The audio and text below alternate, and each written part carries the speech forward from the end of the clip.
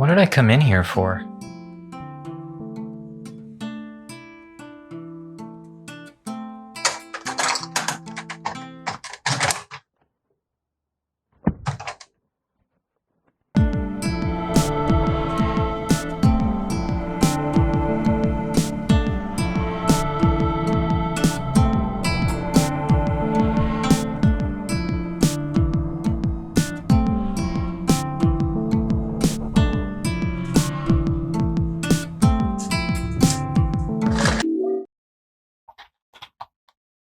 Silent Hill 2. It's a horror game I played with a friend of mine when we were in high school. We played it at my grandparents' house, in their guest bedroom with the lights out. That whole weekend was lit by the glow of that little TV. Sitting on borrowed dining room chairs, PS2 on the floor at our feet. Today, many people, even some gamers, are of the opinion that Silent Hill 2 is a masterpiece, a classic. I've been telling people for years that it's my all-time favorite game. But it's been several years since I made my last foray into the decrepit streets and fleshy, trauma-drenched basements of Silent Hill 2. And I still tell people that it's my all-time favorite game.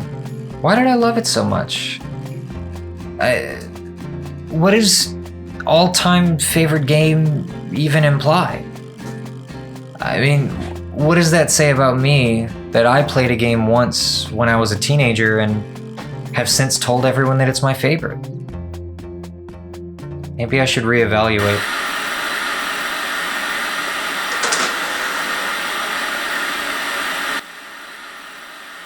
I don't have anywhere to be.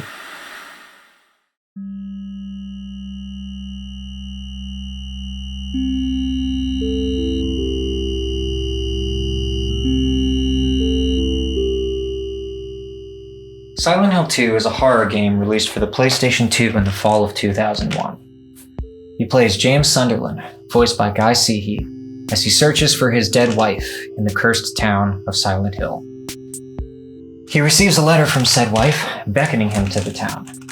And as much as he reminds himself that a dead person can't write a letter, he can't resist trying to find her. Along the way, you'll encounter fascinating characters, solve puzzles, hear dope music, and navigate through increasingly complex and unnerving dungeons.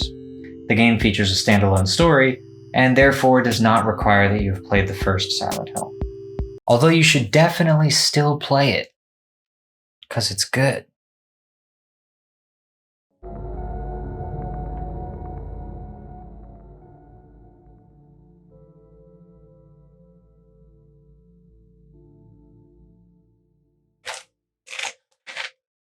I am biased, unquestionably. But I'm not trying to review the game or make any grand statements about it that thousands of others haven't already made. Countless enthusiastic words have been written in the over 20 years since the game's release about its merit. Wiser game likers than myself have been meticulous to the end of understanding the game and all of its narrative quirks and surreal set dressing. It would be bold of me to assume that I could say something new in that regard. I'd be satisfied if I could understand how I feel about the game. I ruminate often on the memories I have playing Silent Hill 2. These memories will want to inform how I feel about the game now, and I don't really intend on locking them out of this experience. Why do I always tell people that this is my favorite game, and what could that say about me? You are free to explore my thoughts with me, and although I won't be saying in my opinion at the end of every sentence, it is there in spirit. Having said that, hopefully along the way, I can convince some would-be Silent Hill 2 enjoyers to give the game some of their time. I only preface my bias here because I want to start off by discussing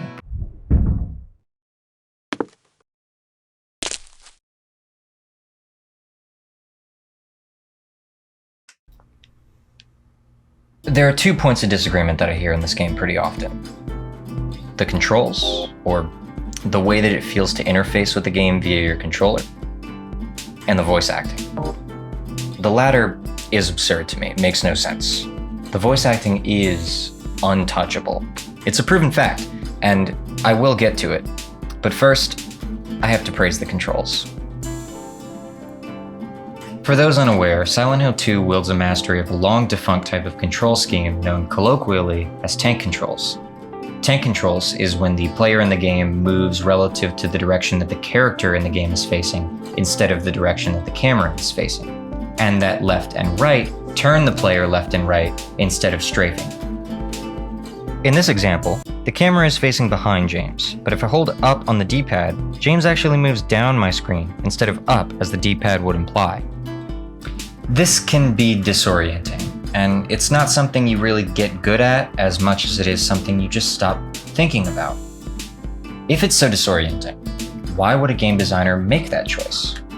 Well, tank controls are probably best known from Resident Evil, where it was incorporated so that the game could feature these impressive pre-rendered backgrounds. If the player could not move the camera, the game could use static images for every room instead of full 3D environments. But Silent Hill 2 has full 3D environments. Why not just give the player full control of the camera? Because part of why Silent Hill 2 is so good is that you can't always control the camera.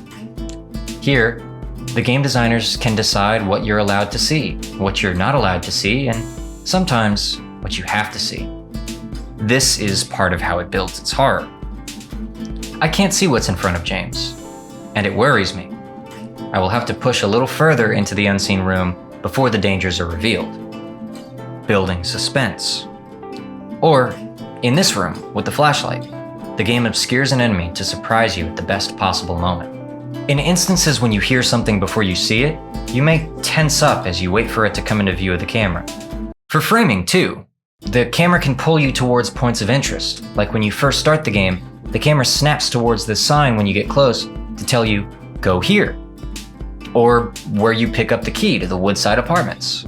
James will also look over at things that you can interact with, so as not to encourage you to press X on every table, desk, and countertop that you come upon. If there is something worth investigating, James will let you know. I say James instead of saying the player here because it never really feels like you are James, only that you're nudging him in the right direction. The player would best be compared then to the little voice that pushes James to keep moving, in spite of all better judgment. Why does James think that his wife is still alive? She died of that damn disease 3 years ago. He probably doesn't care. James has no desire to live by the time he gets here. He mindlessly walks into every gate, door, and hole without any reservation. He is consumed by an ever-present urge to chase the ghost of his wife. You play as that urge. Tank controls help form that disconnect between the player and James. Controlling him is like trying to give someone directions over the phone when you can see them, but they can't see you. Even if you take the details out of the discussion, the game would just be less scary if the player had more control over the outcome of their situations. The video game equivalent of a teenager tripping over a rock in a slasher movie. James can't effortlessly evade when he's being chased by monsters. He is only a man. You get to know James and his careless disposition intimately over the course of the game as you push him forward. James is the type of person who would reach into this filthy toilet because he thinks something is stuck in it. We know James because the gameplay introduced us. Games are not always about smooth game feel, and sometimes art makes you uncomfortable on purpose. Except for some of the puzzles, they make me uncomfortable because they aren't that interesting. In a game with so many interesting things to talk about. Like the map, for instance. James draws on the map to mark if a door is locked or broken, or if there is something of note in the room. This makes it very easy to engage with every door and keep from losing track of where you haven't been yet. And you can't read it in the dark. I really like that you can't read it in the dark. You have to have the flashlight and turn it on to see the map. And your flashlight attracts enemies, so that's neat.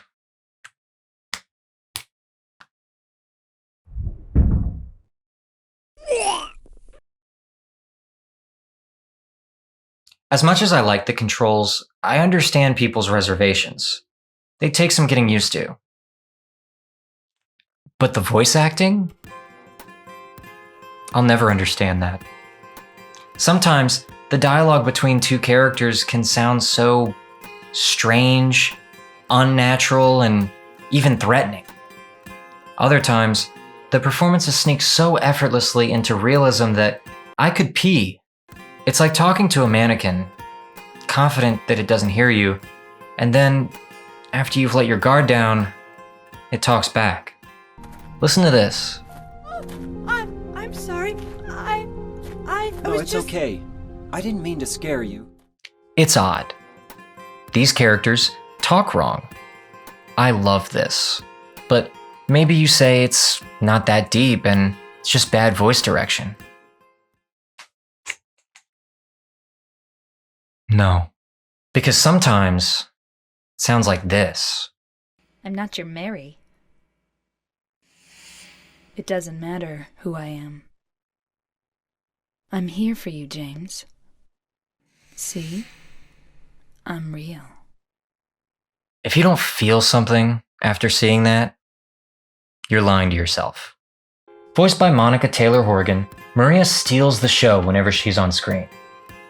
She's mysterious, but she has genuine emotions. She fears you leaving her alone and expresses anger when James disregards those feelings.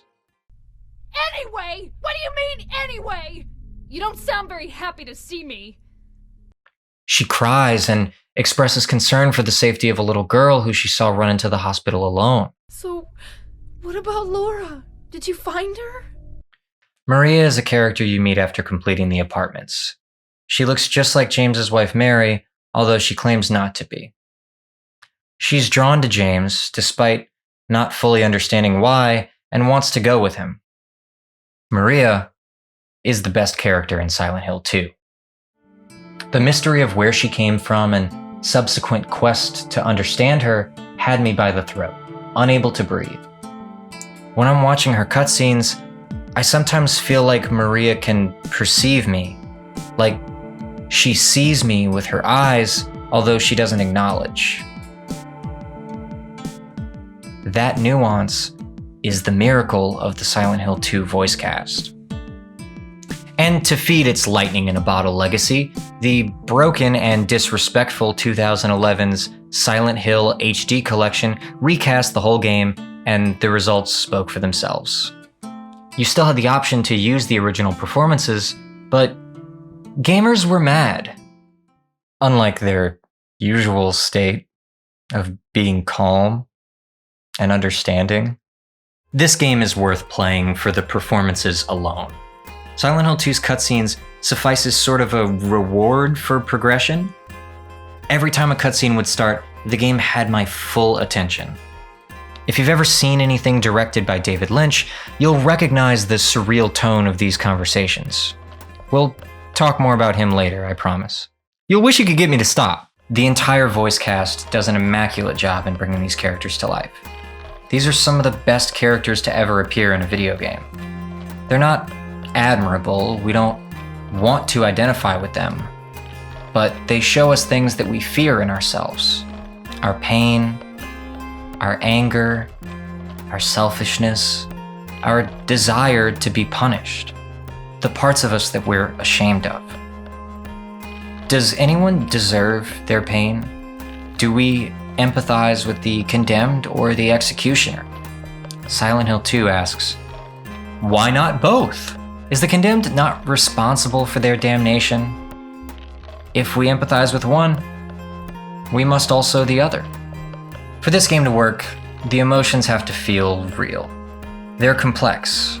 Silent Hill 2 is asking you to think about death, grief, guilt, suffering. The mood has to be just right, otherwise it may come off as disrespectful.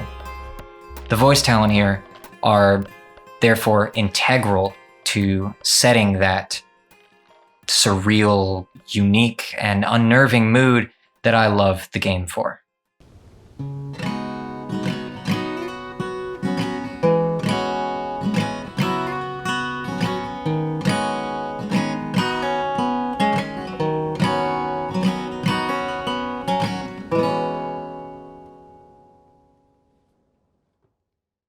I'm a musician. I've been writing music for most of my life, and I would surely die if I ever wrote anything half as good as what Akira Yamaoka accomplished on this soundtrack.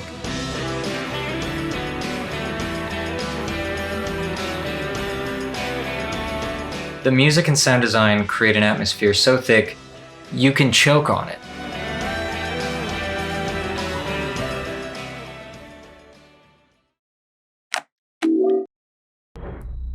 This room? Listen to it. It feels evil in here. And in one of the few moments where you're offered respite from the waist-deep tension, the room sounds like this.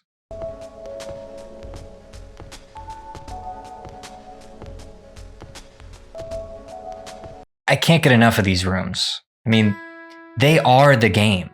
I often listen to the Silent Hill 2 soundtrack independent from the game as well. Just an incredible musical triumph.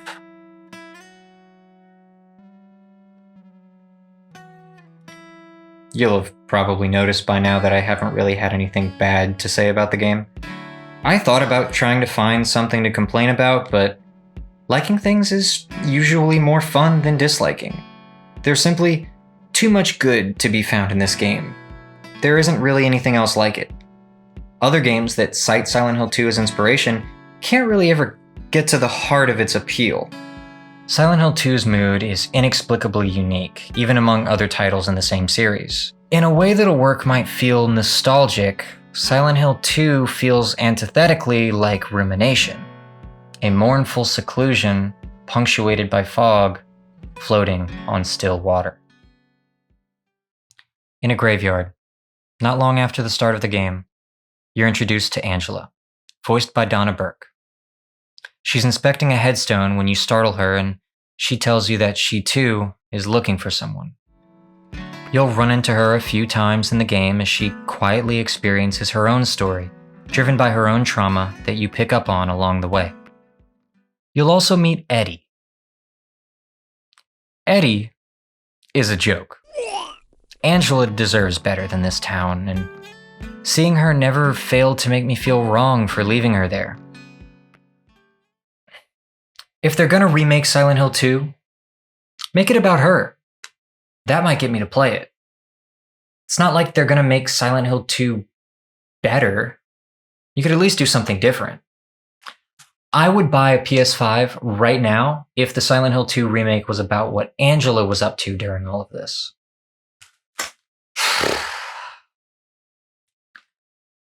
I have a funny story.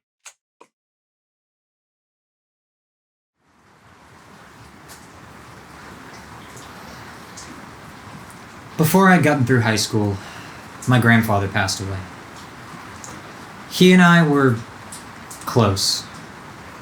At his funeral, I spoke a child's eulogy in front of more people than I had imagined would fit in the gray carpeted room without moving all the flowers. Or the piano. They couldn't move the piano. They didn't even use it. They had a piano, like a big piano that was in the corner. My speech probably wasn't very great, but I'm sure that my snot, sweat, and heavy breathing was very moving. After stepping away from the podium, I went outside and walked until I couldn't hear people talking anymore. There was a small pond on the grounds of the funeral home, with benches and trees along the perimeter. I sat there, staring at the green water, being eaten by mosquitoes, for as long as I could. It felt like the whole world had suddenly gotten much worse, and it would never go back to how it was before. A piece of the puzzle had fallen into the fireplace, and I would never see the full picture again. I would just have to live this way. I remember I felt like an adult. This was the first time I knew what it felt like to be alone. Something I wanted to unknow. I lied, by the way. This story isn't that funny. Not long after the dust had settled and I found a new normal for myself, my friend and I walked into a used game store and I bought Silent Hill 2 for $20. We spent the whole weekend playing it from start to finish. The game reminded me of how it felt at the pond on the day of my grandfather's funeral. I had enjoyed games before, but I had never associated such a complex feeling with maybe any work of art before, let alone a video game. I had come to an age where I was ready to be spoken to, and it spoke a language that I had only recently come to understand. Grief, regret, guilt. It told its story through symbolism, metaphor, atmosphere, and nuance. I never looked at any game, movie, book, song, poem, painting, sculpture, dance, or any other work of art the same way again. It taught me how to engage with art in a meaningful way, thanks in no small part to its mood. It sets an undeniable mood. I could keep talking about mood, but I think I made my point.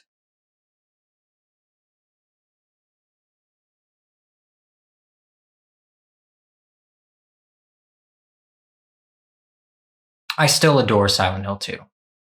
Although, maybe in a different way, I kept thinking about the memory of playing with my friend in high school.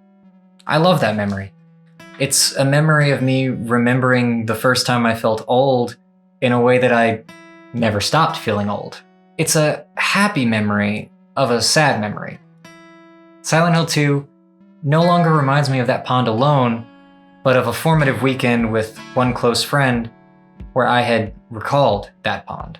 I thought of how you're told that you'll move on and that time heals wounds and so forth. When I first played Silent Hill 2, I saw at once the truth in that sentiment. I can't guarantee that you'll have a similar experience. My love for this game may be defined by my bias, but I still believe that Silent Hill 2 excels in making you feel uneasy. Such is the nature of good horror. However, Silent Hill 2 creates unease by exploring darkness in people. It is obsessed with the horror of people and of being human. I see this as a fear we can all relate to. If you too have some trauma in your past that scares you to have to think about, this is the game for you.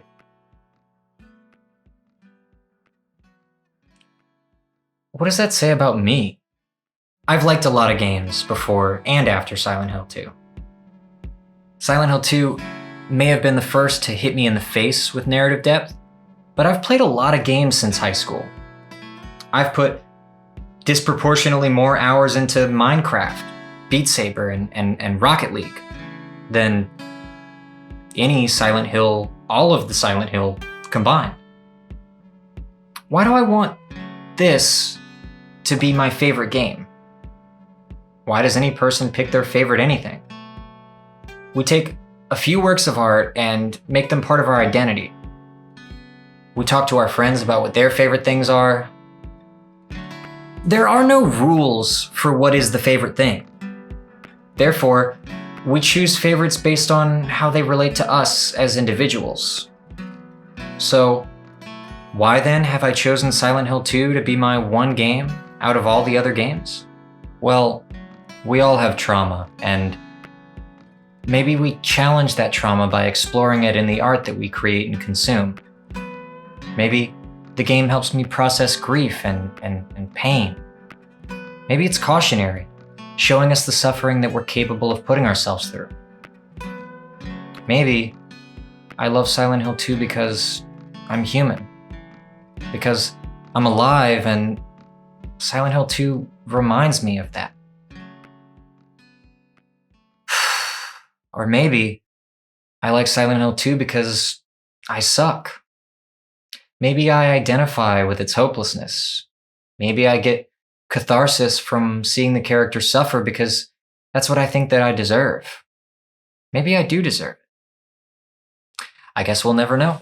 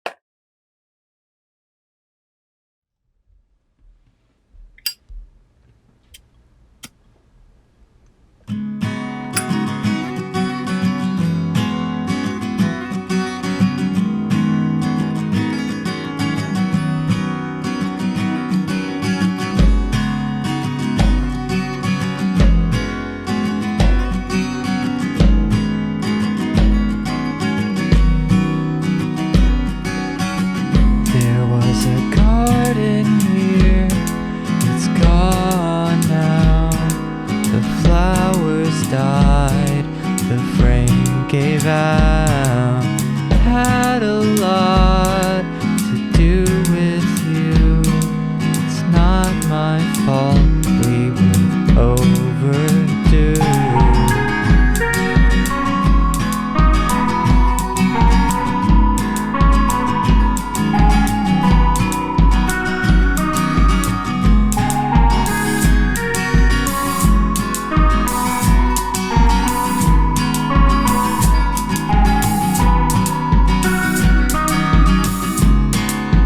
Open up, it won't be the same. You were right, I'm the one to blame. Casket's closed, it's my fate. I'm in a place I'll never escape, never escape.